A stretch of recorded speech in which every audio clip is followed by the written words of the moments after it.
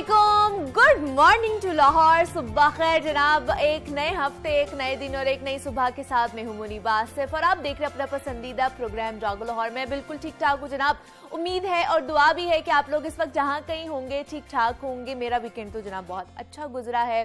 उम्मीद है कि आप लोगों का वीकेंड भी बेहतर और मज़े का ही गुजरा होगा और आपने खूब हल्ला गुला भी किया होगा। मैंने तो अपना जनाब वीकेंड बड़ा अच्छे तरीके से गुजारा है, अपने आबाई इलाके में जाके गुजारा है। तो मेरे जैसे बहुत से और भी लोग हैं जो कहीं ना कहीं गए होंगे अपनी छुट्टी मनाने गए हुए होंगे। तो ये जो छुट्टी होती है ना, इसको हमने अच्छे तरीके से मनाना होता है ताकि पूरे हफ्ते की जो एक हमारी टेंशन होती है या वर्क मोड होता है उसको कम करके हम लोगों ने अपने लिए टाइम निकालना होता है, अपने घर वालों के लिए टाइम निकालना होता है। और आपको पता है संडे के दिन हम लोगों के पास इतना कुछ करने को होता है, फिर रात को हम जल्दी सोते भी नहीं है और सुबह जब मंडे को उठना होता है तो थोड़ी सी सुस्ती होती है और दोबारा से वो एनर्जी वापस नहीं आ रही होती है। लेकिन फिर भी हम लोगों ने अपने आप को मोटिवेट करना होता है कि जनाब नए हफ्ते का आगाज है, नया दिन है, नया सूरज तुलू हो चुका है।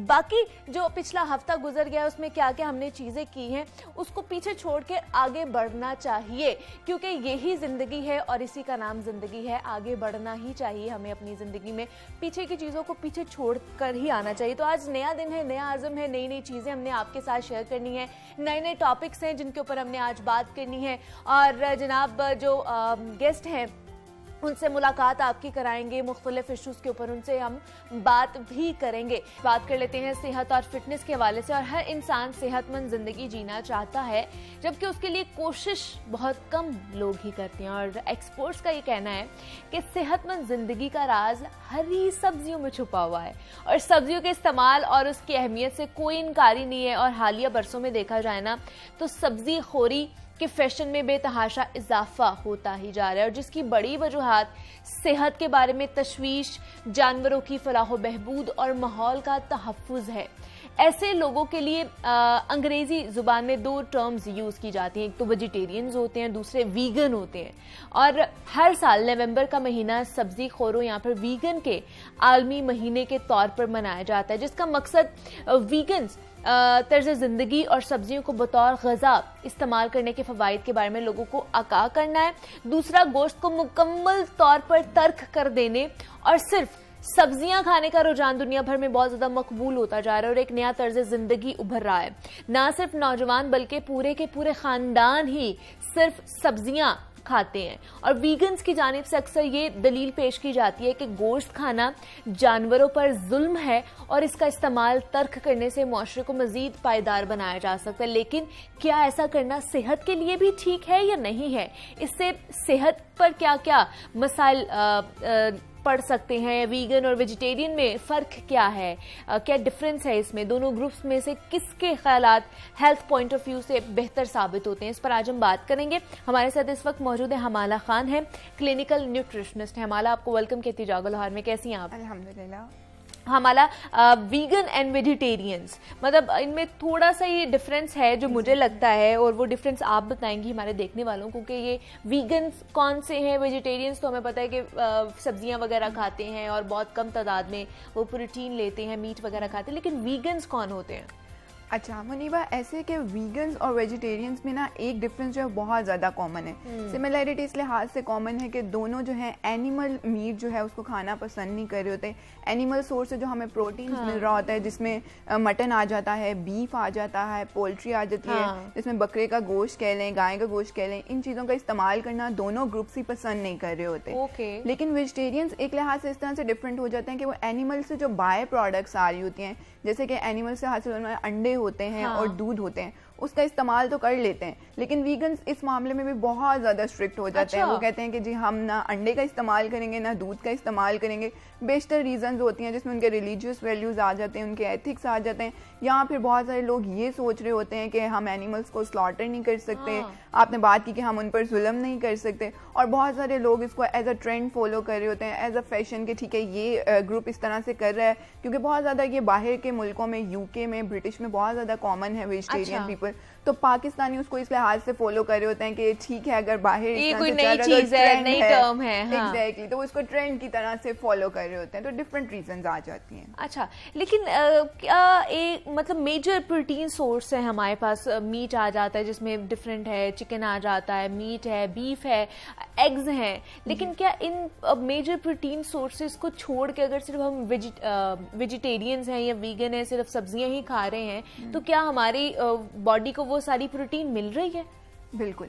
अच्छा, ऐसे होता है कि बहुत सारे लोग सब्जियों का इस्तेमाल कर रहे होते हैं और बेतहाशा सब्जियों का इस्तेमाल कर रहे होते हैं। बहुत सारे इसके साइड इफेक्ट्स भी हैं और बहुत सारे एडवांटेजेस भी हैं। अच्छा। अब अगर हम बात करें कि बहुत सारे लोग अगर सब्जियां ही इस्तेमाल करें तो उन्हें इनसे क्या फ़ायदा हो रहा है। सब्जियों का इस्तेमाल, जब हमारे पास एक ओबीस पेशेंट आता है, वो पेशेंट जो मोटापे का शिकार होता है, तो हम उसको कहते हैं कि हम भी उसके मील प्लान में बहुत ज़्यादा वेजिटेबल्स का इंटेक ज़्यादा कर देते हैं और उसको कहते हैं कि थोड़ा सा प्रोटीन्स लिमिट कर लो और सब्जियों का इस्तेमाल ज़्यादा करो। इससे क्या होता है कि फुलनेस की फीलिंग आ रही होती है, आपकी भूख की शिद्दत का एहसास कम हो जाता है। इसके साथ साथ सब्जी लेने से आपको फ़ायदा हो रहा था कि आपका जो स्टमक हेल्थ है, आपकी स्टमक वॉल्स जो है, उसकी लाइनिंग जो है वो बेहतर रहती है। बहुत सारे लोग जिन्हें मैदे का बहुत ज़्यादा मसला रहता है, तो सब्जी खाने से अल्टीमेटली उनकी स्टमक हेल्थ बहुत ज़्यादा इंप्रूव हो जाती है।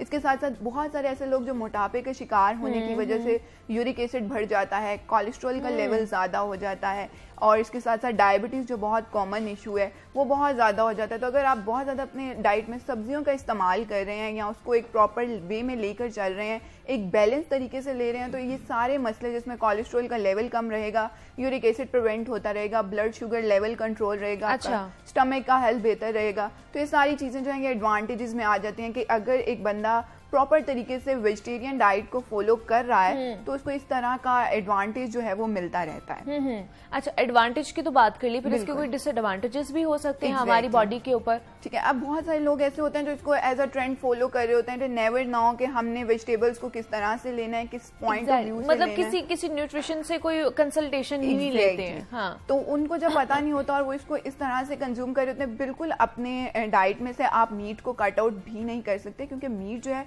वो हमारे पास एक बहुत इंपॉर्टेंट प्रोटीन है, एनिमल सोर्स है, हमें वो प्रोटीन मिल रहा है और उसके अंदर इतना आयरन मौजूद है जो बहुत अच्छे तरीके से एब्जॉर्ब हो जाता है। अच्छा। अब पहले अगर बात करें इसके डिसएडवांटेजेस की, तो उसमें यह आता है कि आप न्यूट्रिएंट डेफिशिएंट हो जाते हैं। बहुत सारे ऐसे न्यूट्रिएंट्स होते हैं जो आपको सब्जियों के थ्रू नहीं मिल रहे होते हैं, या आप उन्हें प्लांट बेस्ड प्रोटीन, जिन्हें हम दालें कह रहे होते हैं, आप उनसे हासिल नहीं कर पा रहे होते। वो प्रोटीन्स आपको एनिमल सोर्स से ही मिल रहे होते हैं, या वो प्रोटीन्स आपको अंडे से ही मिल रहे होते हैं, या वो न्यूट्रिएंट्स आपको सिर्फ दूध से ही मिल रहे होते हैं। हाँ। तो वो वाले न्यूट्रिएंट्स जो होते हैं उनमें कमी हो जाती है। तो सबसे मेजर जो डिफेक्ट आता है इसमें यह आता है जी कि बहुत सारे वेजिटेरियंस न्यूट्रिएंट डेफिशिएंट हो जाते हैं, जिसमें सबसे कॉमन आयरन की कमी, जो कि वुमेन में बहुत ज़्यादा कॉमन है, कैल्शियम की कमी हो जाती है, विटामिन B12 की कमी हो जाती है, विटामिन D की कमी हो जाती है। तो ये सारे न्यूट्रिएंट्स जो है ना ये एक लिहाज से कम हो जाते हैं, जो कि जिनके अल्टीमेटली फिर आगे नुकसानात हैं।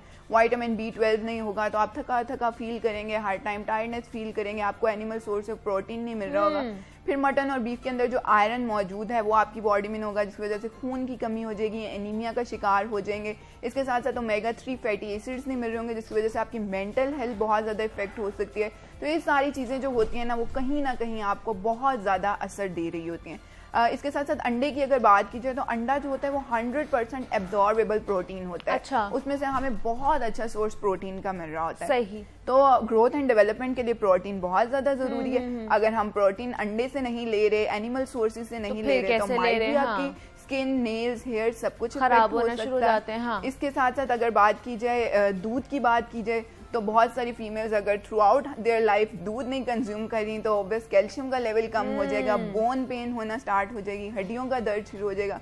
तो कोशिश करें कि अपनी बैलेंस डाइट को लेकर चलें ताकि सारे न्यूट्रिएंट्स जो है ना वो कहीं ना कहीं आपको डाइट में मिलते रहें। बैलेंस डाइट के साथ साथ किसी अच्छे बंदे से, न्यूट्रिशन से, किसी डॉक्टर से जाके आप कंसल्ट करें, फिर वो जब आपका BMI चेक करेंगे, आपके पूरे टेस्ट करेंगे, उसके बाद आपको बताएंगे कि जनाब आपको कितनी ज़रूरत है इस चीज़ की, इस डाइट की। अगर आपने वीगन होना है या फिर आपने वेजिटेरियन की तरफ जाना है। 2 टर्म्स है, वीगन में आप बिल्कुल ही नहीं खाते हैं प्रोटीन, जितने भी हमारे मीट सोर्स आ गया, हमारा पोलिट हमारी जो चिकन है वो आ गया या एग्स आ गया, वो बिल्कुल भी नहीं खाते। अच्छा मुझे ये बताइए फिर ऑल्टरनेट है जिन्होंने मतलब अगर नहीं खाने हैं, यही नहीं खाने, तो उसका कोई ऑल्टरनेट है, कोई चीज़ और खा सकते हैं हम? अच्छा, being a nutrition in Pakistan, nutritionist in Pakistan, ये तो कुदरत का निज़ाम है। हाँ। अल्लाह ताला ने इन चीज़ों को, एनिमल सोर्सेज को पैदा किया है और हमें इजाज़त दी है कि हम अंडे का इस्तेमाल कर सकते हैं, हम दूध का इस्तेमाल कर सकते हैं।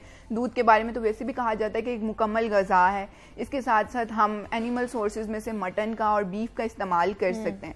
तो बहुत सारे यंगस्टर्स की बात की जाए या बहुत सारे वेजिटेरियंस की बात की जाए तो वो एक शिकायत ये करते हैं इसमें कि हमें स्मेल आती है दूध से। हाँ, हमें दूध से स्मेल आती है, हमें मीट से स्मेल आती है, हम कंज्यूम नहीं कर सकते। अच्छा। तो उन्हें कहीं ना कहीं अपनी डाइट में चाहिए कि वो इसके सूप से इस्तेमाल कर लें, अच्छा, ग्रेवी की फॉर्म में इस्तेमाल कर लें, ब्रोथ्स यखनी की फॉर्म में इस्तेमाल कर लें, यानी कहीं ना कहीं sometimes 1 time a week, 2 times a month, 15 days apart किसी ना किसी तरह से मीट की कंजम्पशन, अंडे की कंजम्पशन, दूध की कंजम्पशन जरूर करें। ठीक है, क्योंकि पाकिस्तान में ये चीज़ें मना नहीं है और इनको कंज्यूम करना बहुत अच्छी बात है और हमें इसको हमेशा बढ़ाना चाहिए कि आप इन चीज़ों की तरफ आ सकते हैं। ये आपकी ओबेसिटी को प्रिवेंट करेंगी, आपको डिफरेंट डिजीज से प्रिवेंट करेंगी।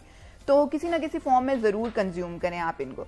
इसके साथ साथ इसके अल्टरनेट्स फिर वही एक लास्ट ऑप्शन जो बचता है वो यही होता है कि आप सप्लीमेंट्स का इस्तेमाल कर सकते हैं। बहुत सारे ऐसे सप्लीमेंट्स जिसमें आप डेफिशिएंट हो जाएंगे तो आयरन इस्तेमाल कर लेंगे, अच्छा। कैल्शियम और विटामिन डी का इस्तेमाल कर लेंगे ताकि आपकी बोन्स। लेकिन हमारा सप्लीमेंट्स खाने से वो हमारी जो न्यूट्रिशन वैल्यू वो पूरी हो जाती है क्या? डिपेंड्स कि अगर एक बंदा नहीं ले रहा मीट, बिल्कुल ही उसको टेक ऑफ करे तो कहीं ना कहीं उसकी न्यूट्रिएंट डेफिशिएंसी को भी तो पूरा करना है ना। तो फिर हम उनको अल्टीमेटली जो लास्ट ऑप्शन हमारे पास बचता है फिर हम कहते हैं कि आप सप्लीमेंट्स की तरफ आ जाएं, लेकिन कोशिश करें कि इसको किसी ना किसी फॉर्म में कंज्यूम करें। अच्छा, इसके साथ एक डिसएडवांटेज वेजिटेरियंस का ये भी रहता है कि उन्हें ब्लॉटिंग का बहुत ज्यादा इशू रहता है, गैस का बहुत ज्यादा इशू रहता अच्छा। है, क्योंकि ऑब्वियस वो दालों का इस्तेमाल करें, सब्जियों का इस्तेमाल करें या फलों का इस्तेमाल करें, जिसकी वजह से फाइबर इंटेक बहुत ज्यादा हो जाता है। तो अल्टीमेटली आपका हाई फाइबर इंटेक आप एक बहुत ज्यादा मिकदार में ले रहे हैं तो ब्लॉटिंग और गैस का जो स्टमक में रिस्क है वो बहुत ज्यादा हो जाता है। तो इसको प्रिवेंट करने के लिए आपको चाहिए कि आप उसको बैलेंस करके चलें। अच्छा, मतलब फाइबर ज्यादा हो जाएगा तो आपको ये चीजें भी exactly. हो सकती हैं, इस तरह की प्रॉब्लम्स भी हो सकती हैं। अच्छा, ये तो हमने वीगन और वेजिटेरियंस की बात कर ली है। अब अगर मौसमी सब्जियों के हवाले से आ जाएं, जिन्होंने जो ना वीगन है ना ही वेजिटेरियंस हैं, जिन्होंने नॉर्मल खाना खाना है, उनके हवाले से आप क्या कहेंगी कि अभी जो मौसमी सब्जियां आ रही हैं हमारे पास, उनमें कौन कौन सी न्यूट्रिशंस मौजूद हैं जो हमारे लिए बहुत अच्छी हैं, जो हमें अभी खानी चाहिए? बिल्कुल, इसमें सबसे पहले सर्दियों के मौसम में गाजरें बहुत ज़्यादा इंपॉर्टेंट होती हैं। गाजरें सर्दियों के मौसम में बहुत अच्छी क्वांटिटी में भी आ रही होती हैं और इतनी ज़्यादा एक्सपेंसिव भी नहीं होती हैं। तो गाजरों का इस्तेमाल आप रॉ फॉर्म में करें या जूसेस की फॉर्म में करें, लेकिन गाजर का इस्तेमाल ज़रूर करें क्योंकि इससे हमें विटामिन ए मिल रहा होता है जो हमारी आई साइट के लिए बहुत ज़्यादा इंपॉर्टेंट होता है। इसके साथ बहुत सारी फीमेल जिनको एक्नी का बहुत ज़्यादा अटैक रहता है और वो एक्नी की शिकायत करती हैं तो उनके लिए भी विटामिन ए गाजर के जूस से जो उन्हें मिल रहा है या रॉ फॉर्म में गाजर से जो मिल रहा है वो बहुत ज़्यादा इंपॉर्टेंट है। इसके साथ साथ आजकल बहुत सारी फीमेल जो हैं वो साग और पालक, जो ग्रीन लीफी वेजिटेबल्स हैं, उसका इस्तेमाल बहुत ज़्यादा करिए, जो कि एक अच्छी चीज़ है, आप उसका इस्तेमाल कर सकते हैं। इसके साथ साथ हरे पत्तों वाली जितनी भी सब्जियों का इस्तेमाल करें। पालक में हमारे पास आयरन बहुत अच्छी क्वांटिटी में अवेलेबल होता है और हमें उसका इस्तेमाल कहीं ना कहीं अपनी डाइट में ज़रूर रखना चाहिए।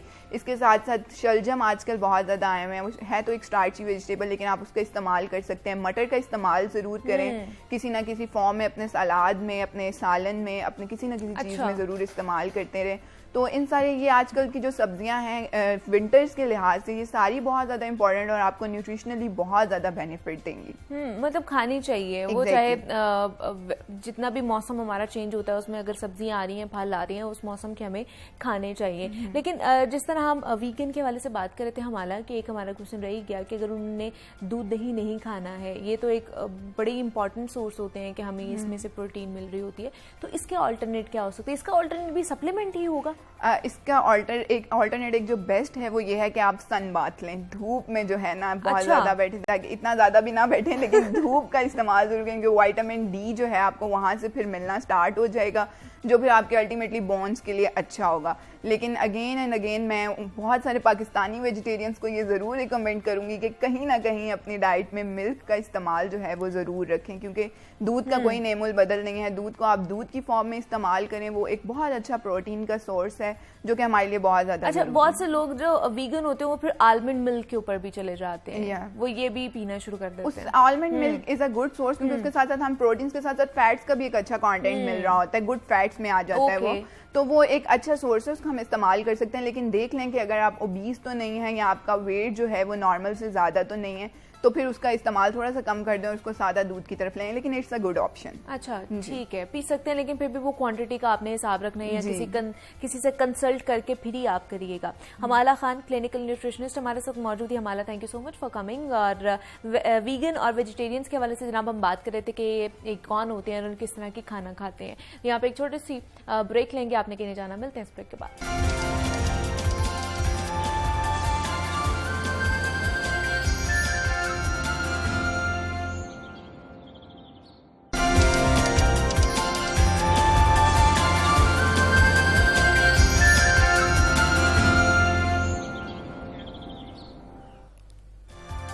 वेलकम बैक टू जागो लाहौर। जनाब, ब्रेक से वापस आ चुके हैं। सेगमेंट हमारा लाहौर की दुनिया, जिसमें हम लाहौर और लाहौरियों के मसाइल डिस्कस करते हैं जो कम होने के बजाय बढ़ते ही जा रहे हैं हर गुजरते दिन के साथ।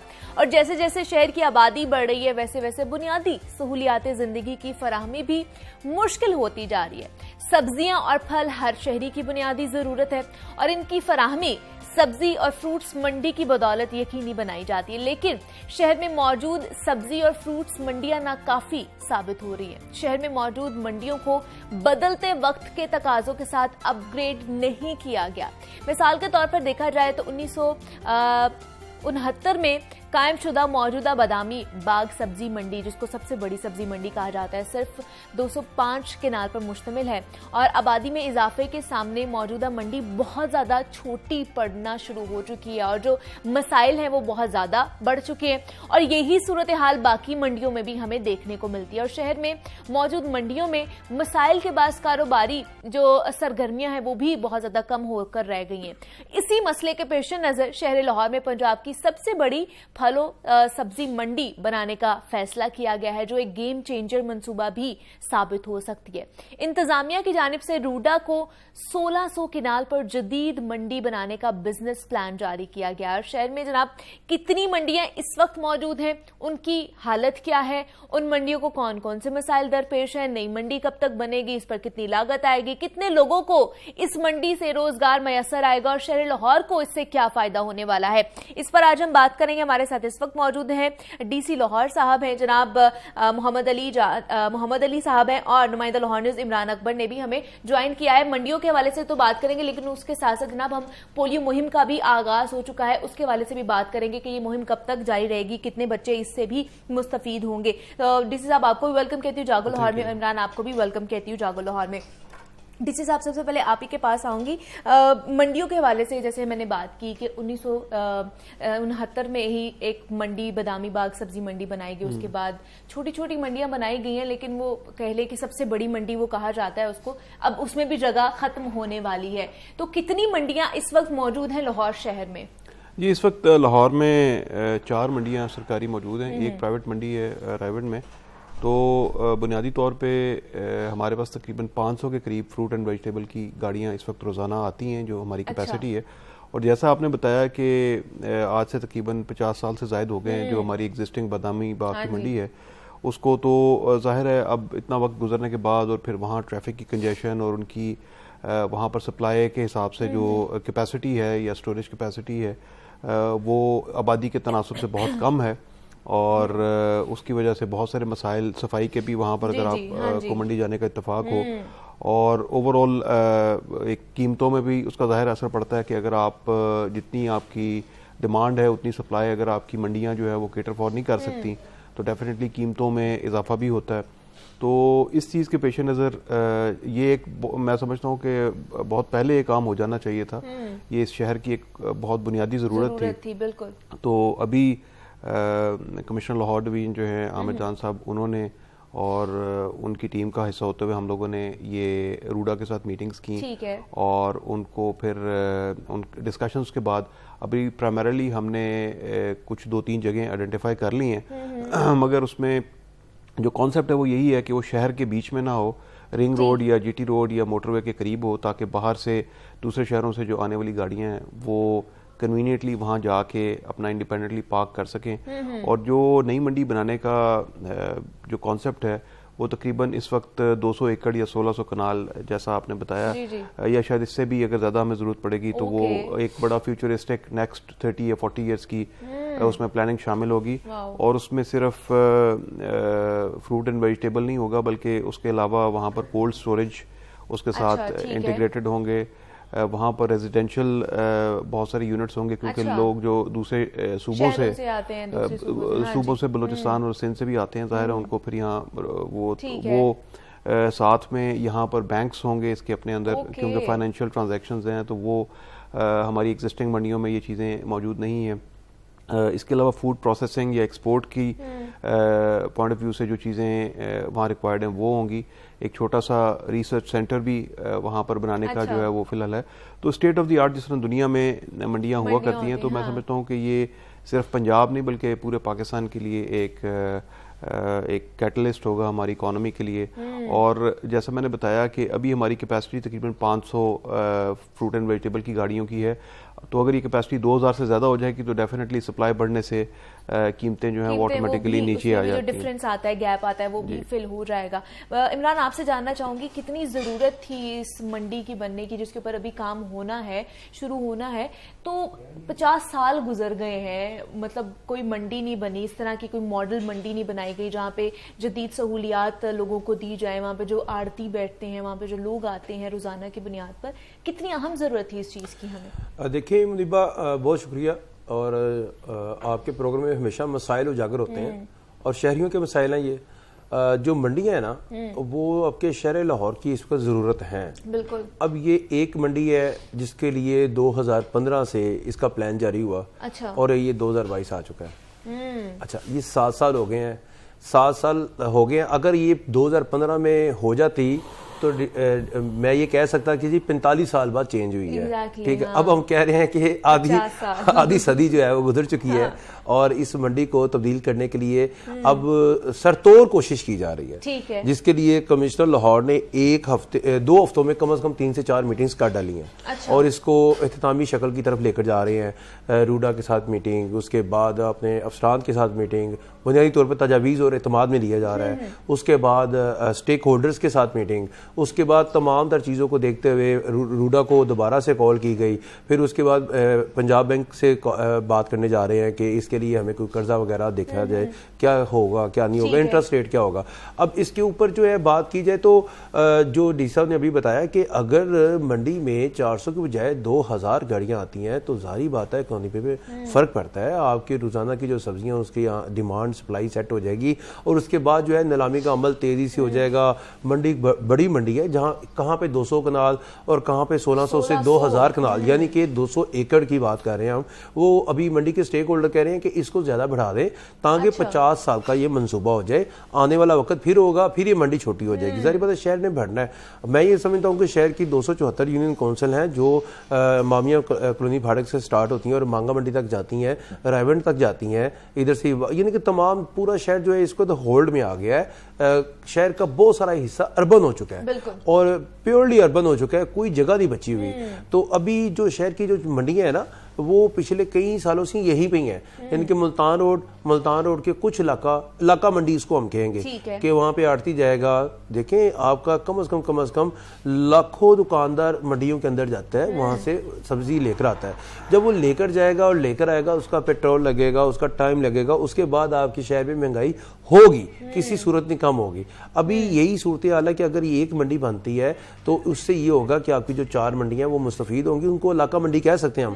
जिस तरह मुल्तान रोड है, जिस तरह डी साहब ने बताया कि रायवंड में एक प्राइवेट मंडी है, आपकी फिरोजपुर रोड पे मंडी है, आपकी सिंहपुरा मंडी है, लाहौर बदामीबाग फ्रूट मंडी है। सबसे बड़ी मंडी यही है जो 200 कनाल पे है। बाकी कोई 70 कनाल पे है, कोई 90 कनाल पे है, कोई 130 कनाल पे है। सबसे बड़ी मंडी इसी को कहते हैं और इसमें इस वक्त अच्छा खासा कारोबार हो रहा है। और मंडी वाले बता रहे हैं कि यहाँ पे कम से कम जो महाना कारोबार है वो 8 से 9 अरब का कारोबार है। और जब ये मॉडल मंडी बन जाएगी तो इसमें और भी ज्यादा अपॉर्चुनिटीज मिलेंगी। कितने लोग इस चीज से मुस्तफीद होंगे? डीसी साहब, लाहौरी भी और जितने भी बाहर से भी लोग आएंगे, कितनी कैपेसिटी होगी कि वो यहाँ पर अपना कारोबार कर सकते हैं? जी देखिए, डायरेक्टली तो इस वक्त 1000 इनके पास रजिस्टर्ड जो कमीशन एजेंट्स हैं, और जो नई मंडी बनाई जा रही है उसके अंदर 1500 शेड्स जो हैं वो स्टॉल्स इनके लिए मुख्तस किए जा रहे हैं, ताकि थोड़ा सा अगर फ्यूचर में एक्सपेंशन का प्लान हो तो वो भी किया जा सके। इनडायरेक्टली तो लाखों लोग ज़ाहिर है यहाँ आते हैं और फिर यहाँ सप्लाई करते हैं, यहाँ से चीज़ें लेके जाते हैं, तो डेफिनेटली जॉब क्रिएशन भी होगी और इकोनॉमिक एक्टिविटी जैसे ही जनरेट होती है तो उसके साथ एक उसके स्पिल ओवर इफेक्ट्स जो हैं वो आते हैं। तो मैं समझता हूँ इनडायरेक्टली इससे लाखों लोगों को फ़ायदा होगा, और सबसे बढ़ के लाहौर के जो शहरी हैं उनको क्वालिटी और प्राइस दोनों के लिहाज से बेहतर चीज़ें जो हैं वो अपना खाने पीने की दस्तयाब होंगी। और जैसा मैंने बताया कि जो इंटरनेशनल स्टैंडर्ड्स हैं उनके मुताबिक तो यहाँ बहुत सारी डिजिटाइज्ड चीज़ें होंगी। अभी हमारी फॉर एग्जांपल जो मंडियाँ होती हैं उनमें मैं या मेरे अफसरान जो हैं, हम जब जाते हैं वहाँ पर ऑक्शन पे, तो हमारा बहुत लिमिटेड सा रोल होता है, क्योंकि सप्लाई हमारे कंट्रोल में उस तरीके से होती नहीं है, और हमने सिर्फ वहाँ जो मिसाल के तौर पे आलू प्याज या कोई और चीज़ जिसकी ऑक्शन हो रही होती है, तो हमारे सामने जो एक ट्रक जिससे वो चीज़ें उतरी हुई होती हैं उसकी बोली हम करवा के, तो शायद हमारे जाने से कोई 2-4 रुपए का फ़र्क पड़ जाता होगा, बट पूरी जो सप्लाई चेन है या वो इतना ज़्यादा मैं समझता हूँ कि यूज़फुल नहीं होता हम लोगों का विजिट। तो ये चूँकि एक इंटीग्रेटेड होगी हर चीज़ और डिजिटाइज्ड होगी, तो इसमें मेरे ख्याल से मॉनिटरिंग और सुपरविजन की ज़्यादा बेहतर ऑप्शंस होंगी, और जो लीकेजेस हैं या अगर किसी मिडिल मैन की एक्सप्लॉयटेशन है वो मिनिमाइज हो जाएगी। अच्छा, कितनी देर लगेगी मैक्सिमम इसको मुकम्मल होते हुए? जी देखिए, ये तो अगर स्टार्ट हो जाती है, हमारी पूरी कोशिश है कि अगले 3 से 4 महीनों में इस पे काम स्टार्ट हो जाए, तो डेफिनेटली 3-4 साल इस पे लग सकते हैं, और फेजेस में इसको किया जाएगा। जिस तरह मैंने आपको बताया कि बहुत सारे कंपोनेंट्स हैं, तो इसको फंक्शनल हो सकता है हम 1 या 2 साल में कर दें, बट ये कि पूरी इसकी कंप्लीशन में टाइम लग सकता है। सब यही तो मसला है ना कि स्टार्ट ही तो नहीं लिया जा रहा पिछले 5 सालों से। 2015 की इसकी फिजिबिलिटी रिपोर्ट बनी हुई है, हर साल नई तरीके से इसको लेकर आया जाता है, नया बिजनेस प्लान तैयार किया जाता है, लेकिन ये फिर वहीं का वहीं रह जाता है, स्टार्ट ही नहीं हो पाया है। जी, इसमें 3 जगहें पहले ऑलरेडी सिलेक्ट हुई, उन तीनों जगहों में से कहीं एक्विजिशन नहीं हुई, कहीं एक्विजिशन हुई तो कब्जा उसका नहीं ले सके। अब ये जो रूडा है, रूडा के पास चूंकि स्टेट लैंड अवेलेबल है, हाँ जी, और इसमें उस किस्म की कोई हमें लीगल फॉर्मेलिटीज़ में पढ़ने की ज़रूरत नहीं पड़ेगी कि जी लैंड आपको एक्वायर करनी है, एक्वायर करने के बाद कब्जा लेना है, कब्जा लेने के बाद फिर वहाँ काम स्टार्ट करना है। ये रूडा इसमें डेवलपर भी है जी। और रूडा इसका रेगुलेटर भी होगा। अच्छा, तो इसलिए उस लिहाज से ये बहुत सारी इसमें प्रोसीजरल चीज़ें जो हैं वो बाईपास हो जाएंगी, और जिस स्पीड से कमिश्नर साहब और बाकी हमारे जो स्टेक होल्डर्स हैं वो इस पे मीटिंग्स कर रहे हैं, तो इंशाल्लाह उम्मीद है कि ये बहुत जल्द शुरू हो जाएगा काम। और ये जिस तरह इमरान साहब ने कहा कि जी एक गेम चेंजर हो सकता है लाहौर की इकोनॉमी के लिए और बल्कि पंजाब की इकोनॉमी के लिए, तो वो मैं उससे बिल्कुल मुत्तफिक हूँ, क्योंकि यहाँ जिस कदर इकोनॉमिक एक्टिविटी जनरेट होने जा रही है उसका वाकई हमारी इकोनॉमी पे बहुत पॉजिटिव है। और दूसरा सर, इन तमाम तो चीज़ों के जो अवाम की फलाह बहबूद के लिए होती है ना, उसके ऊपर पॉलिटिकल इन्फ्लुएंस नहीं पड़ना चाहिए। हमने देखा है हुकूमत बदली, इंतजामिया बदली, कमिश्नर बदले, डीसी बदले, एसी बदले, लेकिन ये मंडी जो बदामी बाग मंडी ये नहीं बदली। इसके ऊपर जितना भी काम है वही का वही दरमियान में रुक जाता है। मैं आपको फिर मुबारकबाद पेश करता हूँ कि ऐलान हुआ है 2 दिन पहले का कि असम्बलियां तोड़ने जा रहे हैं, तो अब ये जुमेरात का कहा गया है। अभी देखें कि ये फिर ना कुछ हो जाए, फिर चेंजिंग आ जाए, तो ये प्रोजेक्ट फिर वही का वही रह जाए। मकसद ये है कि संजीदा होना पड़ेगा।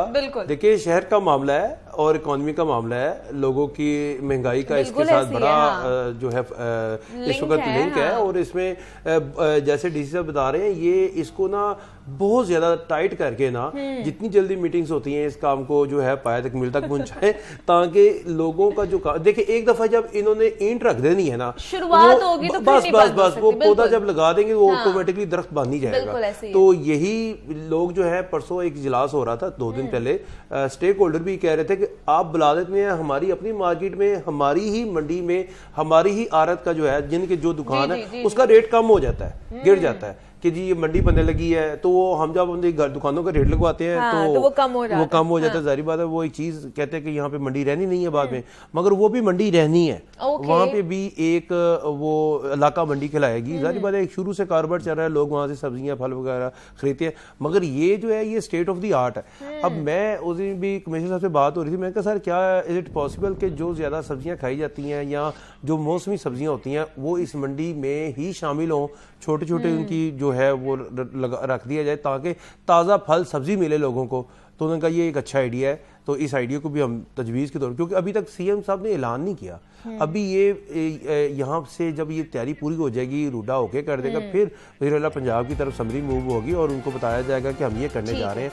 उन्होंने इजाज़त देनी है, यानी कि इनके पास अब कोई ये नहीं है कि इन्होंने कोई लैंड जाके लेनी है, सेक्शन 4 करना है, 5 करना है, उसके बाद लोगों को पैसे देने, नहीं, इनके पास हर चीज़ मौजूद है। अच्छा, ये एक शहर बाद होना सब्जियात का, जिसमें फल हर चीज, तो वो तमाम तर इसमें तकरीबन 15,000 लोगों का रोजगार है और बिलवास्ता जो है वो लाखों लोग भी साथ आने हैं, उन्होंने अपना काम करना है, वहां से होकर रोजाना जाना है, और एक पूरा सिस्टम होता है जिसमें अभी डी साहब बता रहे थे कि रिंग रोड, अब जो स्टेक होल्डर हैं वो ये कह रहे हैं कि मुल्तान रोड के तरफ से अगर हमें कोई 10 मिनट की ड्राइव पर सब्जी मंडी की जगह मिल जाए ना, तो वो this is the best way. वो इसलिए कि ये ना हो कि एक्सटेंशन थोड़ी सी उसकी कर नहीं, वो ये कह रहे हैं कि सूबे से बाहर से सबसे ज्यादा जो ट्रक एंटर होता है वो मुल्तान रोड की तरफ से होता है, और हमें सबसे ज्यादा जो सब्जियां फल वगैरह आते हैं वो उधर से आते हैं। अच्छा, मैं रिसर्च सेंटर के वाले से डीसी साहब पूछना चाहूंगी, जैसे आपने बताया इसका क्या मकसद होगा, क्या वहाँ पर किस तरह की रिसर्च की जाएगी? जी देखिए, इसमें बुनियादी तौर पे तो देखिए एक्सपोर्ट जितनी भी इस वक्त दुनिया में इकॉनमीज तरक्की कर रही हैं, तो उसमें ज़्यादातर एक्सपोर्टर्स हैं। अगर आप अपने नेबर्स को देख लें, इंडिया या बांग्लादेश या हमारे बाकी जो इकॉनमीज़ हैं, और पाकिस्तान माशाल्लाह एक अभी भी हमारी पहचान ज़री मुल्क के तौर पे है, तो हमारी जितनी एग्रीकल्चर प्रोड्यूस आती है उसमें हमारी एग्रीकल्चर यूनिवर्सिटीज़ भी मौजूद हैं, तो वहाँ पर जो रिसर्च हो रही है, वहाँ से जो स्टूडेंट्स निकल रहे हैं, तो उनकी जो ज़ाहिर स्किल्स हैं उनको यूटिलाइज़ किस तरीके से किया जा सकता है, और बड़े प्रोफेशनल किस्म के फार्मर्स जो हैं वो पूरी दुनिया में अब फार्मिंग जो है वो एक बड़ी एडवांस्ड इंडस्ट्री बन चुकी हुई है, तो उसको यहाँ इंट्रोड्यूस करवाना और फिर कौन कौन सी चीज़ें किस वक्त कहाँ भेजनी है, ये सारी रिसर्च अगर हमारे पास हो, तो अब आप देखिए कि हमारा कीनू जो है वो ज़्यादातर यहाँ पर रशियन जो हमारी स्टेट्स हैं, यूक्रेन वगैरह, वहाँ पर पाकिस्तान का जाता था। जब से वॉर हुई है तो हमारी वहाँ पर तकरीबन 40% जो है कीनू की एक्सपोर्ट जो है वो कम हो गई हुई है। तो इस वजह से हमारे पास अगर ये सारा डाटा और हमारे पास उसकी ऑल्टरनेट मार्केट्स हों, तो हमें पहले से ही पता होगा कि जी फॉर एग्जांपल अगर हमारी किसी जगह एक्सपोर्ट नहीं हो रही तो हमारे पास ऑप्शन बी सी क्या हो सकते हैं। तो रिसर्च पूरी दुनिया में होती है, यहाँ हमारी मंडी में चूंकि इस किस्म का मैकेनिज्म नहीं था, तो वहाँ पढ़े लिखे ग्रेजुएट्स ऑब्वियसली हाँ एक्सपर्ट्स बैठे होंगे और डिजिटलाइज्ड किया जा रहा है तमाम तर चीज़ों को, और जो नई मंडी बनाई जाएगी उसके बिजनेस प्लान के हवाले से बात की है, तो उम्मीद तो हमें यही है कि जनाब अच्छे तरीके से इसको एग्जीक्यूट किया जाएगा, इंतजामिया की तरफ से भी इसके अंदर कोई हर्डल नहीं आएगी, क्योंकि जो बाकी पुरानी मंडी है, बदामी बाग मंडी की बात कर ली जाए तो हमारे रिपोर्टर्स भी जब वहां पर जाते हैं, जाके वहां से हमें रिपोर्टिंग करते हैं, हमें वहां का अहवाल बताते हैं, तो वहां पर खड़ा होना ही बहुत ज्यादा मुहाल हो गया। सफाई सुथराई का इतना खराब इंतजाम है, बाकी मंडियों में भी चले जाएं कि वहां पे बहुत ज्यादा मुश्किल आती है कि वहां पे खाने वाली जगहों पर भी इतनी बदबू आ रही होती है। तो अगर इस तरह के मॉडल मंडियां बन जाएंगी तो बहुत अच्छा होगा। अच्छा, दूसरा डीसी साहब, पोलियो के हवाले से भी मैं बात करना चाहूंगी कि पोलियो का भी आज मुहिम उसका आगाज किया जा रहा है, कितना टारगेट रखा गया है, कब तक ये जारी रहने वाली कैंपेन? जी तकरीबन 20,19,78,000 के करीब हमारा टारगेट है, और 6,500 टीम्स जो है हमारी फील्ड में होंगी। और ये आज 28 तारीख पहला दिन है हमारा, और ये 7 दिन की कैंपेन है। इसमें हम जो हमारे माइक्रो प्लान्स होते हैं उसके मुताबिक जो एरियाज होते हैं हमने कवर करने होते हैं। आज से 2 कैंपेन्स पहले हमने तकरीबन हमारे एंड पे जो मिस चिल्ड्रन होते हैं, स्टिल मिस चिल्ड्रन, वो 35,000 के करीब थे। तो लास्ट कैंपेन में हमने बड़ी एफर्ट की है हमारी टीम ने, और हमने वो 35,000 का फिगर जो है उसको रिड्यूस करके 15,000 पे ले आए। और लास्ट कैंपेन में मैं समझता हूँ कि हमारे कुछ अनसंग हीरोज़ होते हैं। एक हमारी एरिया इंचार्ज थी बेचारी, उनका रोड ट्रैफिक एक्सीडेंट हुआ, उनकी डेथ हो गई, और उस पूरी कैंपेन में हमारी टीम्स काम करती रही। बट मैं समझता हूँ कि वो बेचारी जिसने इस पोलियो की कैंपेन में अपनी जान दी, ठीक है, उसको भी हमें नहीं भूलना चाहिए। और ये इसी तरह के हमारे हीरोज़ हैं जिनकी वजह से दिन रात मेहनत करके हम और हमारी पोलियो की टीम्स जो हैं इस मुल्क से पोलियो के ख़ात्मे के लिए कोशिशें कर रही हैं। इसमें सबसे बुनियादी मैं समझता हूँ जो किरदार है वो हमारे वालिदैन का, हमारे शहरियों का है, क्योंकि बाज़ औक़ात रिफ्यूज़ल्स आती हैं, मगर रिफ्यूज़ल्स हमने सेम डे कवर करनी होती है। हमारे एसीज़ या हमारे DDHOs जो हैं जाके रिफ्यूज़ल्स कवर कर रहे होते हैं, बट कुछ हिडन रिफ्यूज़ल्स होती हैं। बाज़ औक़ात हमारे साथ ताउन नहीं किया जाता, हमारी टीमों के साथ हमें बताया नहीं जाता और कोई बच्चा रह जाता है। अब 2 कतरे जो हैं वो सारे ज़िंदगी की माजूरी से बचा सकते हैं। तो कुछ लोग इसमें उनके जहन में शायद कुछ थोड़े से इस हवाले से खदशात होते हैं कि इसके बड़े को मुज़र असरात हो सकते हैं, तो वो नहीं पिलाते या नहीं पिलाना चाहते। तो इस हवाले से मेरी शहरियों से यही अपील होगी कि हमारी हेल्थ की टीम्स के साथ ताउन करें और अगर उनको कोई पता चलता है ऐसा बच्चा जो खुदा न खास्ता किसी वजह से रह गया है, जिसको कतरे नहीं पिला सकी हमारी टीम, तो वो भी हमें इन्फॉर्म करें ताकि हम ना सिर्फ हम अपना टारगेट अचीव करें बल्कि जो अगर पोलियो के ऊपर काबू पा सके, इसको जो है खत्म कर सके। लास्ट है आप मैं ये समझता हूँ कि मैं डी साहब से बात करूंगा कि कब इससे हम बाहर निकलेंगे। 2016 में हम बाहर निकल रहे थे तो फिर आगे वापस, और इसका टूल कहाँ पे है, कहाँ से ये लोग आते हैं, कैसे पोलियो पाकिस्तान में दाखिल हो जाता है सर? इस पे डिटेल में बात करेंगे। इसमें एक हमारी भी नेग्लिजेंस होती है कि जनाब हमने खुद भी अपना एक जो अखलाकी जिम्मेदारी है वो निभानी है कि अगर हमारी पोलियो टीम्स हमारे घर पे आ रही हैं तो हमने अपने बच्चों को छुपाना नहीं है, बल्कि उनको 2 कतरे पिलाने हैं ताकि उनकी जिंदगी भर की जो माजूरी है उसको उनसे बचाया जा सके। तो आपके घर भी टीम्स आए तो उनको खुशामदीद कहिए और उन्हें अपने बच्चों को कतरे पिलाने दीजिए। DC साहब हमारे साथ मौजूद है। DC साहब बहुत शुक्रिया आपके वक्त का। नुमाइंदा लाहौर न्यूज़ इमरान अकबर भी हमारे साथ मौजूद है। इमरान आपका भी बेहद शुक्रिया। जनाब ये जो मंडियाँ बनाई जा रही है उस हवाले से बात की है, उसके क्या प्लान है, किस तरह बनाई जाएगी, कब तक मुकम्मल होगी। यहाँ पर एक छोटी सी ब्रेक लेंगे, मिलते हैं इस ब्रेक के बाद।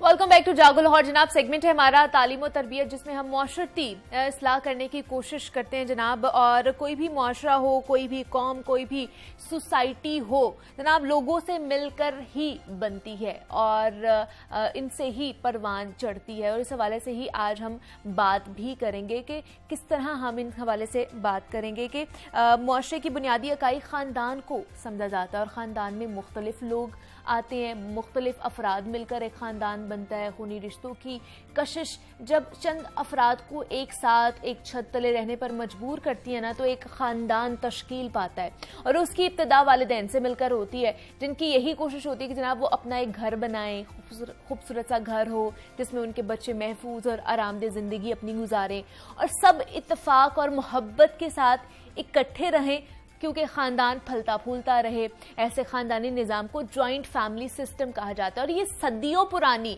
एक मशरकी रिवायत चलती आ रही है। और अगर हम सब अपने बीते वक्तों के ख़ानदानों का जायज़ा लेना तो तकरीबन हर घर में ही ये फैमिली सिस्टम राइज था, मगर आज के दौर में जिद्दत आती जा रही है और जिद्दत में मुश्तरका ख़ानदानी निज़ाम का रुझान बहुत कम हो रहा है। आज जहां खानदान में एक दूसरे के लिए अदम बर्दाश्त बढ़ता जा रहा है, खूनी रिश्ते कमजोर होते जा रहे हैं, आज ये आलम है कि बेटे की शादी होती नहीं और वो अपने लिए अलग घर की डिमांड करना शुरू हो जाता है, प्राइवेसी की बात करना शुरू हो जाता है। और जैसे जिसे हम न्यूक्लियर फैमिली सिस्टम कहा जाता है कि अलग घर रहेगा, वहां पे उसकी बीवी होगी, उसके बच्चे होंगे और वो खुद रहेगा।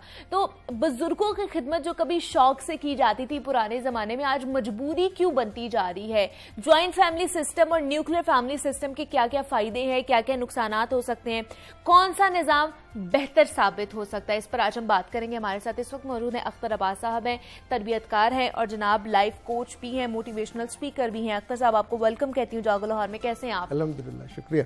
आज बड़ा मजे का टॉपिक होने वाला है, कोई शक नहीं, जिसमें बहुत सारे खुलासे होने वाले हैं। अच्छा अख्तर साहब, सबसे पहले तो बताइए जॉइंट फैमिली सिस्टम में कौन कौन से रिश्ते आ जाते हैं, न्यूक्लियर फैमिली सिस्टम में कौन कौन से रिश्ते आ जाते हैं, क्योंकि बहुत से लोगों का कॉन्सेप्ट क्लियर नहीं है कि न्यूक्लियर फैमिली में क्या क्या आता है, जॉइंट फैमिली में क्या क्या आता है। वैसे अगर इससे पहले हम ये देख लें कि ये फैमिली जॉइंट्स बना क्यों था, सिस्टम अच्छा। बना क्यों था। लोगों को मोहब्बत चाहिए, हाँ। लोगों को रवायत चाहिए, पर लोगों को तहफ़्फ़ुज़ भी चाहिए। बिल्कुल। तो इसीलिए पहले जहाँ जहाँ लोग रहते थे अपने बच्चों और वालिदैन के साथ, तो उसी गली में उनके बाकी ज़ावकार भी होते थे। गाँव में ये बरादरी बन जाती बिल्कुल, है, बिल्कुल। फिर बरादरी से कबीला बन जाता हाँ। है। तो इवन शहरों में शेखों का मोहल्ला, फलां का मोहल्ला, फलां का, इसका मतलब है पूरा खानदान एक घर में नहीं होता था, आसपास रहता था ताकि उनकी स्ट्रेंथ बनी रहे। तो जब तक ये सूरत थी, इसकी खूबसूरती थी, इसमें मोहब्बत भी होती थी, चाहत भी होती थी, खानदान के बड़े वहाँ मौजूद होते थे तो उनकी रिवायत आगे चलती थी। तो जिस खानदान में या लोग जिस घर में दादा, अब्बा और बेटा, ठीक है, जाहिर है ये 3 रिश्ते बनते हैं, और फिर भाई और बहनें इकट्ठे रह रहे हों या रहा करते थे या रहते हैं, उसको कहते हैं जॉइंट फैमिली सिस्टम। ओके, ठीक है। लेकिन ये तीसरी नस्ल में आके आमतौर पे चीजें बदल जाती हैं, क्योंकि जरूरतें बदल जाती हैं, एग्जैक्टली, जो आपका ज़हनी उपज है, विजन, वो बदल जाता है, आपका लाइफस्टाइल बदल जाता है, फिर लोगों को स्पेस चाहिए होती है, क्योंकि बाहर वो अफसर बन जाते हैं, बिजनेस करने लगते हैं, दे आर सक्सेसफुल, तो घर में एकदम से उनकी हैसियत बोने जैसी होती है, वहां उन्हें कोई घास नहीं डालता। दूसरा, जो उनके साथ मोहब्बत के रिश्ते जुड़ते हैं, बीवी के या बच्चों के, तो इंसान उनके लिए भी इज्जत चाहता है, और वो भी हर लड़की भी डिमांड करती है कि मुझे कुछ डांटे तो तुम तहफ़्फ़ुज़ करो, और मेरा बच्चा ग्रो करना चाहे, हम बाहर जाना चाहें, मिलना चाहें, तो हमारी विल और विश होनी चाहिए। मुझे याद है हम कभी अपने नानों के यहाँ जाते थे, तो उनके घर के सामने 3-4 हमारी उनकी बहनें थी, वो हमें कभी उनके घर जाने नहीं देती थी, अक्सर उनकी लड़ाई हुआ करती थी, ठीक, तो फिर हम उनसे छुप के चोरी जाते थे मिलने के लिए, ज़रा हमने तो साल भर जाना होता था। तो जॉइंट फैमिली सिस्टम में फिर बहुत सारी चीजें ऐसी होती हैं कि जो भी हेड हो वो अपनी मर्जी करता है, मन मर्जी करता है, जहां से फिर खानदान कमजोर होता है। अच्छा, और उसके जो हैं थोड़ा बहुत वो बिखर जाते हैं, क्योंकि एक डिक्टेटरशिप अगर ज्यादा हो और बाकियों का सांस दबने लगे तो मुश्किल हो जाती है। क्योंकि बहुत से लोग ये कहते हैं कि हम जॉइंट फैमिली में रहते हैं तो हम अपना जीना तो छोड़ ही देते हैं, अपने तरीके से तो हम जीते ही नहीं। एग्जैक्टली, यानी लोग अपने कमरे में भी चोरी से जा रहे होते हैं, कुछ लेकर भी चोरी से जा रहे होते हैं, किसी को पता न चलता। अच्छा, एक बात आपने बड़ी मजे की कही कि ये मशरकी सिस्टम है, मगरब में या इवन अरब में ये नहीं है। आपको हैरत होगी, नबी सल्लल्लाहु अलैहि वसल्लम ने जब अपनी बेटी की शादी की तो शुरू में अली से अलग घर का मुतालबा किया, और हालांकि हज़रत अली उन्हीं के साथ पले बड़े थे, उनके एक लिहाज से खुद उनको पाला था, लेकिन बेटी को फौरन अलग घर दिया। वहाँ किसी सहाबा का हमें ये नहीं मिलता कि बच्चों की शादियां की तो अपने उसी घर में रखा, उनको शुरू से इंडिपेंडेंट रखा। तो आज के अरब में भी यही है कि जब भी शादी होगी आप उसके फ्लोर अलग बनते जाएंगे, सही होगा इंडिपेंडेंट। तो नतीजतन खानदान की एक जो अब लूज वाली कैफियत है उसमें खानदान बाकी रहता है। हमारे यहाँ क्या हुआ, रद्देअमल में खानदान टूट गए, हम जो उसको साथ रखने की कोशिश करते हैं, टाइटन करने की कोशिश करते हैं, उसकी वजह से वो बिखरता है। अच्छा, अपने वक्त के साथ होता है, जैसे पुराने जमाने में खानदान का बिजनेस होता था, चाचे ताए भाई सब उसमें होते थे। वक्त के साथ हमने देखा कि नहीं चल पा रहा, नहीं चल रहा, तो फिर बाप ये करता है कि भाइयों को उनके मिजाज के एतबार से बिजनेस अलग कर देता है। अच्छा, अब उसमें बाइंडिंग ज्यादा रहती है, मोहब्बत ज्यादा होती है, सभी अपने अपने मर्जी से ग्रो कर रहे होते हैं। एग्जैक्टली यही हाल खानदान में जो लोग अभी हमारे बहुत सारे हैं जो जॉइंट फैमिली की वकालत करते हैं, तो जॉइंट फैमिली कागजों में बहुत अच्छा है, अमलन उसमें हसद बहुत होता है, गुस्सा बहुत होता है, दूसरे को स्पेस नहीं मिलती, सही, इवन ग्रो करने की स्पेस भी नहीं मिलती, और उसके हिडन जो खराबी है बहुत बड़ी, वो विरासत का तकसीम ना होना है, मीरास का तकसीम ना होना है। अच्छा। लेकिन ना हुक्म यह है कि बाप अगर फौत हो तो उसकी मीरास और विरासत उसकी बीवी उसके बच्चों में तकसीम होगी। तो हमारे यहाँ क्या होता है जॉइंट फैमिली में कि जो बड़ा भाई है वो अपने आप हेड बन जाता है, ठीक है, बाप का उसके बाद उसके मरने तक वो जायदाद तकसीम नहीं होती, छोटे बेचारे कलपते रह जाते हैं, उनकी ख्वाहिशें, उनकी जरूरतें सब मारती जाती हैं, और खानदान भी चुप कराता कि ना अब बड़ा है, इकट्ठे है तो न करो। तो ये एक बड़ा नुकसान होता है। दूसरा, जो अनमैच्ड शादियां होती हैं जॉइंट फैमिली में, ये बहुत ज्यादा होती है कि आप बहुत सारी बरादरियां ऐसी हैं जो कहती हैं शादी हमने खानदान में ही करनी है। अब बच्ची पढ़ गई, MBBS कर गई, MA कर गई, MPhil कर लिया, तो मैच तो कम से कम होना चाहिए ना, ये लड़की का हक है, अल्लाह ने दिया। लेकिन हम फिर खानदान में जॉइंट फैमिली में किसी न किसी फूफे के बच्चे, खाला के बच्चे, और वो अनपढ़ होते हैं या कम पढ़े लिखे होते हैं, तो यहाँ से फिर खानदान टूटते हैं। सही। जब रिश्ता टूटेगा तो फिर नफरत होगी, फिर तो मोहब्बत नहीं होती ना। तो वक्त के साथ चीजों को रिकंसिडर करना चाहिए। ठीक है। अच्छा, एक जो मॉडल आया हमारे यहाँ वो निस्बतन बेहतर था, वो है ये न्यूक्लियस वाला, कि जिसमें बेटी की शादी हुई। हाँ। तो आप अपने अम्मा और अब्बा को, अगर वो आना चाहें गांव से आपके साथ, तो वो आपके साथ रहेंगे। अच्छा, अब वो डिपेंडेंट है, आपके ऊपर डिपेंडेंट तो है। अब आप उनकी खिदमत करते हो तो अजर मिलता है। ठीक है। और उनको आप अकोमोडेट करते हो तो आपको शाम को खुशी भी होती है कि मैंने अपने माँ बाप की खिदमत की, ये चल जाता है। लेकिन जो बहुत लोगों ने समझदारी की है, मैंने वो भी खानदान देखे, जो कि मेरे पास सबसे ज्यादा दुखी लोग आते हैं जो आपस में लड़ते हैं।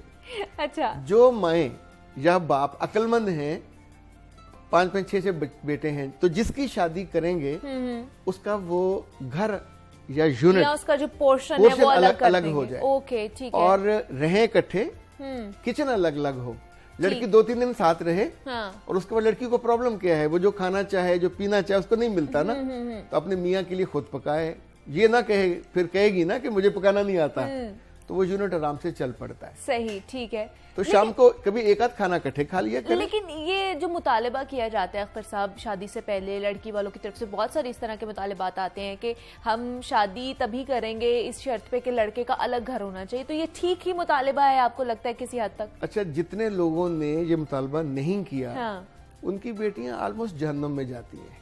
इतनी दिक्कत होती है, चूंकि जिस घर में ब्याह के जाती हैं, जब वो जॉइंट फैमिली होता है, वो स्पेस नहीं देते, अपनी मर्जी के कपड़े नहीं पहन सकते, मेकअप नहीं कर सकते, मर्जी का खाना नहीं खा सकते। इवन प्रेगनेंसी में आपको जो खाना चाहिए तो वो भी नहीं मिलता। यानी सगी खाला या सगी फुफ्फो एकदम से डाइन बन जाती है। अल्लाह जाने ये क्यों बनती है, सासें बन जाती है। मगरब में एक बड़ा मजे का लफ्ज कहा जाता है कि दुनिया बदल गई। तो बदली कहाँ से है, लोगों ने अपनी अथॉरिटी कम की, ठीक है, इन्फ्लुएंस पे आ गए। हमारे यहाँ सिर्फ अथॉरिटी मनवाने के लिए खानदान तोड़ दिए जाते हैं।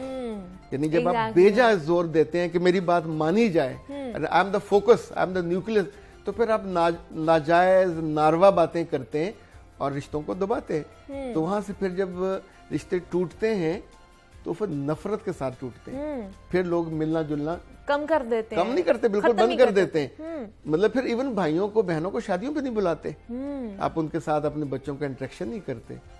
ये इतना फर्क, हम चूंकि चीजों का गौर नहीं करते। हमारे बचपन तक ये था कि हम छुट्टियों में 2-2.5 माह खालों के यहाँ, चचों के यहाँ, फूफियों के यहाँ जाया करते थे। अभी आप सबर कर सकते हैं? नहीं। एक दिन नहीं आप अपने बच्चे को स्पेयर कर सकते कि वो कहीं जाएं, क्योंकि वहां भी इतनी चाहत नहीं होती। और ये चूंकि चाहत कम होते होते कम हो गई। मतलब ये जो चाशनी, ये जो मोहब्बत, ये कम होती जा रही है हमारे रिश्तों में से। मतलब ये जो हमारी पुरानी रिवायात है, उनको हम जो साथ मजबूरी के तहत, मैं तो कहूंगी कि लेके चलते जा रहे हैं। उसमें बड़ी मोहब्बत होती थी। हाँ, एग्जैक्टली, क्योंकि उनको अपनी स्पेस दी जाती थी। जब अगले को स्पेस ही नहीं दी जाएगी तो फिर वो मोहब्बत नहीं होगी, वो फिर मजबूरन आपका लिहाज करते हुए आपकी इज्जत कर रहे होंगे। अच्छा अख्तर साहब, कोई ये जो न्यूक्लियर फैमिली की कोई नुकसान भी हो सकते हैं कि अकेला रहना है अगर हमने सारी जिंदगी तो? अच्छा, जो पुराने लोग हैं अभी बड़ी अच्छी दलील देते हैं। उनकी दलील दिल को लगती है। पहले जब बच्चा या बच्ची पैदा होता था तो उस घर में दादी है, बिल्कुल ऐसे ही है, वो भी उसको टेक केयर करती थी। उस घर में अगर फुफ्फो है, वो भी करती थी। अब मुसीबत ये है, अब ये नहीं होता। अब वो बच्चा उस लड़की का है। अब सारी जिंदगी उसने संभालना है। तो 24 आवर। चूंकि बहू पसंद नहीं है, उसका बच्चा भी पसंद नहीं है। और बहू की वजह से बेटा भी अगर उसने बैलेंस नहीं किया तो वो भी नजरों से गिरता है। खानदान मतलब खराब कहाँ से हो रहे हैं? यहाँ से हो रहे हैं ना, कि बहू अब प्रेगनेंसी में उसको जो मोहब्बत चाहिए, जो खाना चाहिए, वो नहीं मिलता, जानबूझ के नहीं मिलता। फिर उसके जो पेरेंट्स हैं बेचारे, वो टेक केयर कर दें, तोहफे देंगे, कपड़े बना के देंगे, खाने भेजेंगे। और ये अगर यही हो जाता तो क्या हर्ज था? बिल्कुल, इसके लिए दिल बड़ा करना होता है, या ज़र्फ जिसे कहना चाहिए। जब भी ज़र्फ कम होगा, दफ्तर में कम हो, बच्चों में कम हो, खानदान में कम हो, तो कम ज़र्फी में, अभी देखिए हमारे यहाँ आप काम करते हैं, आपकी कोई कुलीग बहुत खूबसूरत है, अच्छा काम करती है, तो आपका दिल बड़ा होगा तो आप उसकी तारीफ करोगे, लुकिंग गुड, तुमने बहुत शानदार काम किया। तो शाम को उसकी दिन और रात, वो कहते हैं यू मेड माई डे। हमारे बड़े अब ये नहीं करते। पहले करते थे, अब बकअप करते तो अब सिर्फ शिकायतें रह सिर्फ गई शिकायतें हैं। घर करते पे आप घुसो और आपको शिकायतें मिलेंगी, तुम्हारी बीवी ने ये कर दिया, तुम्हारे बच्चे ने ये कर दिया, इसने ये कर दिया। तो अब सिर्फ यही है। तो ये जॉइंट फैमिली सिस्टम और न्यूक्लियर फैमिली सिस्टम के अपने अपने नुकसानात भी हैं और अपने अपने फायदे भी हैं। तो ये आप पे डिपेंड करता है जनाब, आपने अपने रिश्तों को किस तरह लेकर चलना है। हमारे साथ अख्तर अब्बास साहब मौजूद है। अख्तर साहब, बहुत शुक्रिया आपके वक्त का कि आप यहाँ पर आए और इस हवाले से हम बात कर रहे थे। जनाब, उम्मीद करती हूँ कि आज का प्रोग्राम आपको पसंद आया होगा। मुझे इजाजत दीजिए, अपना बहुत सारा ख्याल रखिएगा। अल्लाह हाफिज।